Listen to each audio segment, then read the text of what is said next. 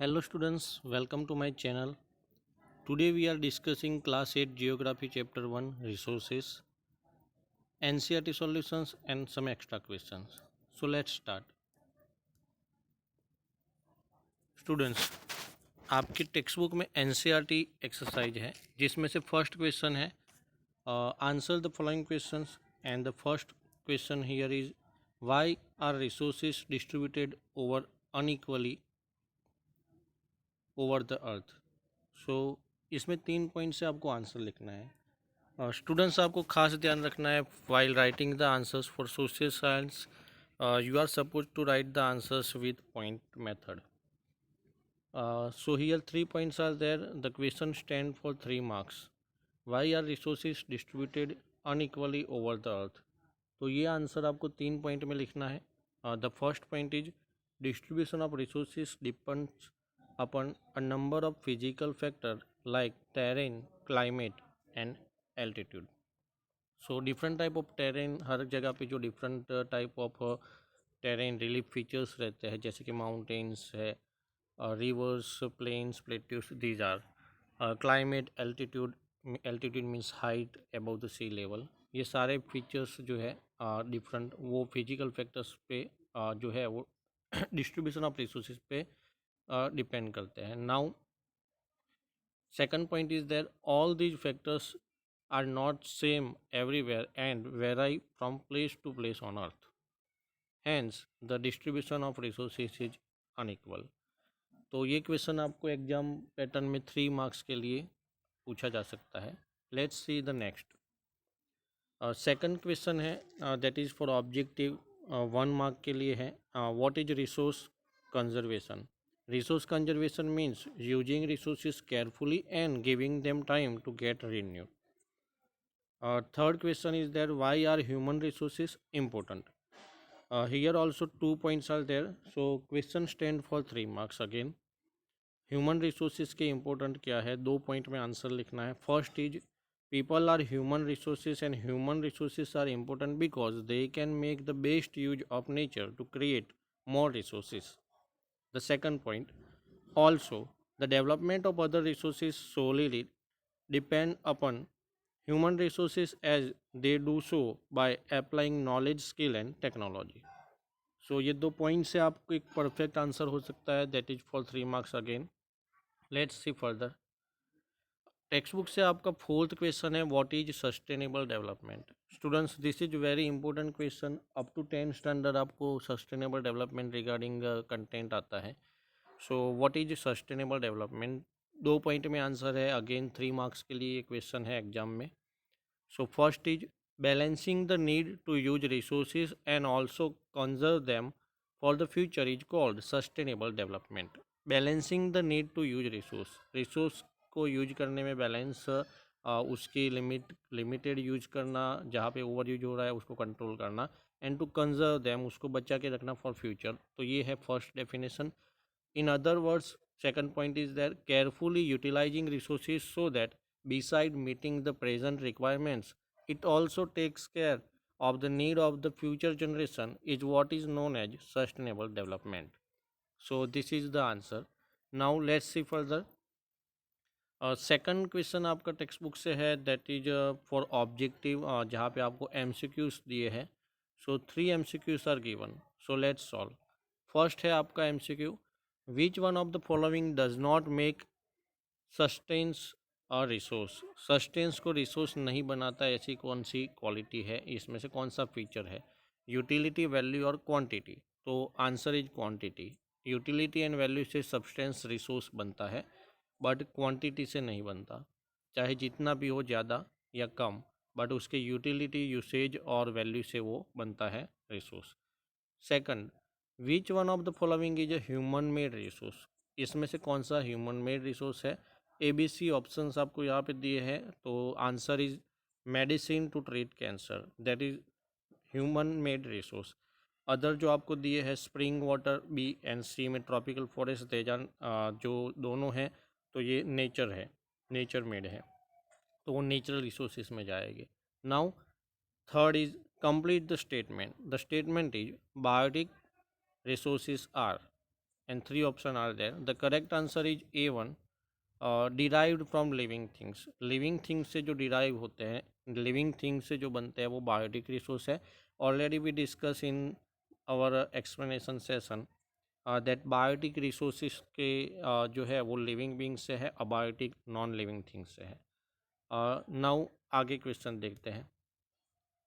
Students, this is the third question, जो एक long question है. डिफ्रेंशिएट आपको पूछा गया है. So differentiate between the following. The first question is differentiate between potential resource and actual resource. So potential and actual, ये दोनों resource में जो डिफ्रेंशिएट पॉइंट है, 5 पॉइंट्स दोनों में है. तो ये आपको 5 मार्क्स के लिए एग्जाम में क्वेश्चन होता है, लॉन्ग क्वेश्चन, जो आपको पूरा डिटेल से लिखना है. And it is recommend that जब आप आंसर लिखते हो तो इसी तरह से आप आंसर लिखें. स्पेशली जैसे कि उसमें आपको पॉइंट से लिखना है तो डिफ्रेंशिएट दोनों में कॉलम बना के लिखोगे जो बेटर है. So let's discuss. Potential resource में फर्स्ट पॉइंट है resource whose entire quantity is not known. And same time सामने आपको लिखना है एक्चुअल में whose entire quantity is known. Second point is they are not being used at present. On other side, actual resources are being used at present. Third point, technology improves their use in future is possible. So technology अगर आती है तो उनका use possible हो पाएगा future में.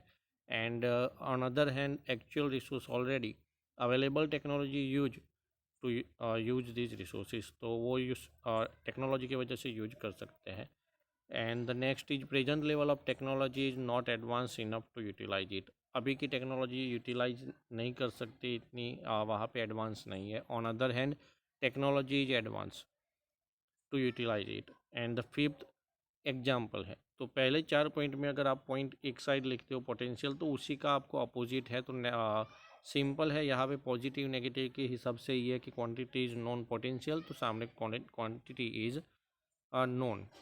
तो not known and known दूसरे में है, जैसे कि नॉट बीइंग प्रेजेंट दूसरे में है are being presently use. Okay. Fifth one में आपके एग्जांपल्स लिखने हैं, जिसमें आपको uranium found in Ladakh which is example of potential resource जो प्रेजेंटली यूज नहीं करते. ऑन अदर हैंड, जहाँ पे एक्चुअल रिसोर्स में है, तो dark soil of Deccan plateau in Maharashtra and rich deposit of coal in Ruhr region of Germany are example of actual resource. तो एक टाइम पे इनके यूज नहीं थे, but due to the technology and advancement की वजह से आज इनका यूसेज है, जैसे कि dark soil of Deccan plateau और दूसरा रूहर रीजन. दोनों एग्जाम्पल इंपॉर्टेंटली आपको याद रखने हैं, समझने हैं. Okay, let's see further. तो इसी में से आपका एक क्वेश्चन बी है, differentiate between ubiquitous resource and localise resource. So students, ये 3 मार्क्स के लिए रहेगा क्वेश्चन, जिसमें 3 पॉइंट से आपको डिफ्रेंशिएट करना है. Let's discuss. The first is a resource which is found everywhere, ubiquitous resource. And localise में लिखना है आपको resource which is found only in certain place. कुछ ही जगहों पे है तो वो लोकलाइज है, सभी जगह पे है तो ubiquitous. Number 2, it's present is not govern by physical condition. तो इसका जो प्रेजेंस है वो फिजिकल कंडीशन से गवर्न नहीं होता है. On other hand, it is govern by physical condition. And the third is air we breathe is example of ubiquitous resource. And on other hand, mineral like copper is example of localize. तो जैसे कि air everywhere available है तो वो ubiquitous है, और localise में जैसे कि मिनरल्स कुछ है तो वो पर्टिकुलर प्लेस पे होते हैं, इसलिए they are the example of localise resource. Students, अब तक जो हमने डिस्कस किया वो आपका एनसीईआरटी एक्सरसाइज से है. अभी जो 2 क्वेश्चन मैं करने वाला हूँ वो आपके एक्स्ट्रा क्वेश्चन हैं जो टेक्स्ट बुक से है. First is on the basis of origin आपको डिफ्रेंशिएट पूछा जाता है, तो ये 3 मार्क्स के लिए क्वेश्चन आ सकता है एक्स्ट्रा, जिसमें biotic resource and abiotic resource है. So first point is biotic includes living things and abiotic includes non living things. Example में बायोटिक में है प्लांट्स एंड एनिमल, अबायोटिक में है सॉइल, रॉक्स एंड मिनरल. एक और एक्स्ट्रा क्वेश्चन है, again ये 5 मार्क्स के लिए आ सकता है, और मे बी शॉर्ट में अगर लिखते हैं 3 मार्क्स के लिए. तो this is the example. First हम देखते हैं, on the basis of renewability, अगर रिन्यूएबिलिटी या फिर उसको एग्जॉस्टेबिलिटी भी बोलते हैं, मतलब कि रिसोर्स कितना चलेगा या कब ख़त्म हो जाएगा, तो इसके बेस से इसके दो टाइप हैं, renewable resource and non renewable resource. So first point देखते हैं, those which can get renewed और replenish quickly are called renewable resources, and on other hand those which have a limited stock, once the stocks are exhausted it may take thousands of years to be renewed and replenished, are called non-renewable resources. So renewable resources are also called inexhaustible resource. On other hand, non-renewable resources are also called exhaustible resources. Example है renewable solar and wind energy. तो solar energy, wind energy, ये जो example है जो renew होते हैं। Even water resources also renewable. Other hand हम देखें तो नॉन रिन्यूएबल में एग्जांपल है कोल, पेट्रोलियम, नेचुरल गैस, तो ये सब नॉन रिन्यूएबल है। So this is done extra question. If you like the content please like, share and subscribe my channel. Thanks for being here.